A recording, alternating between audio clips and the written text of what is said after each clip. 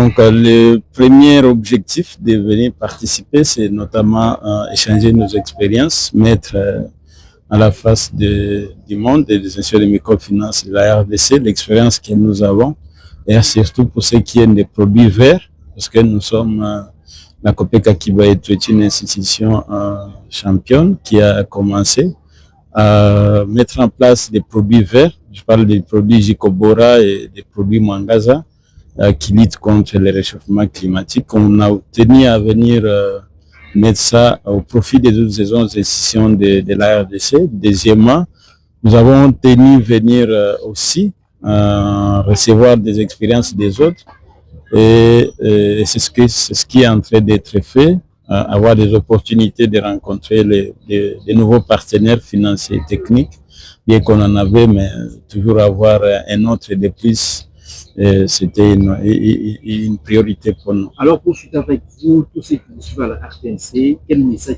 vous lancez à tous les acteurs économiques qui vous suivent en ce moment ici?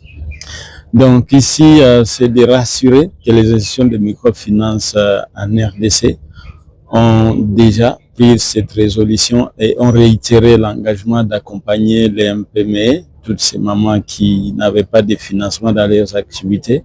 Désormais, la bonne nouvelle, c'est que les institutions se sont réengagées à bien pouvoir mettre en place des produits financiers qui sont adaptés à leurs besoins. C'est de se sentir à l'aise de venir s'approcher de leurs institutions financières qui sont agréées par la Banque centrale du Congo.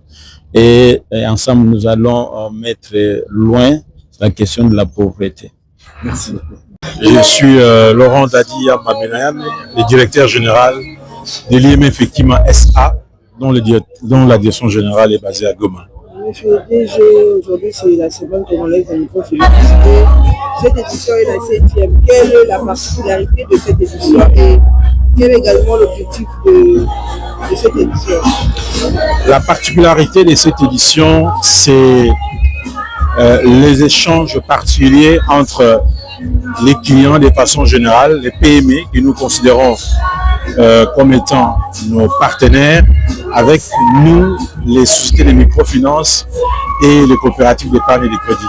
C'est ça la particularité des échanges francs pour pouvoir déceler les points qui font le blocage dans les relations entre ces clients, ces PME et les institutions de microfinance afin de mieux les accompagner dans leurs activités.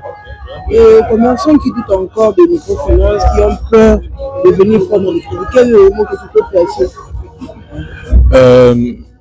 C'est une paire inversée, parce que si nous prenons le cas des sociétés de microfinance, ce sont les microfinances qui mettent à la disposition des clients, que nous appelons le partenaire, les fonds sous forme de crédit, sans même exiger que l'épargne précède. Et donc, normalement, la peur devait être du côté des institutions de microfinance plutôt que des clients. Alors, pour briser cette peur-là, nous invitons ces clients, ces potentiels clients, ces potentiels partenaires à pouvoir se rapprocher des institutions pour échanger, poser les problèmes réels qui font qu'ils puissent avoir peur d'aborder les services financiers distribués par les sociétés de microfinance. Merci, Régine. J'ai beaucoup apprécié la présence du gouverneur de la Banque centrale et qui nous a montré la vision de la Banque centrale par rapport à l'inclusion financière. Et nous croyons que, en suivant cette vision-là, nous allons améliorer beaucoup notre secteur de microfinance. Il a aussi parlé des microfinances de l'Est du pays, qui a été plongé dans des difficultés de guerre. Et il nous a encouragés. Et je crois qu'avec ces discours-là, nous allons essayer de reprendre encore le souffle. Cet encouragement du gouverneur de la Banque centrale, ça va encore donner plus de souffle, nous qui sommes à l'est du pays. Si vous pouvez parler de votre société? Oui, je suis le gérant de la COPEC Soda qui se trouve exactement dans le Nord Kivu, dans la ville de Butembo, et qui œuvre aujourd'hui, ça fait 16 ans de l'existence. Et malgré les difficultés que nous sommes en train de vivre dans l'est du pays, mais nous tenons quand même et nous sommes en train toujours de faire notre effort pour aider notre population.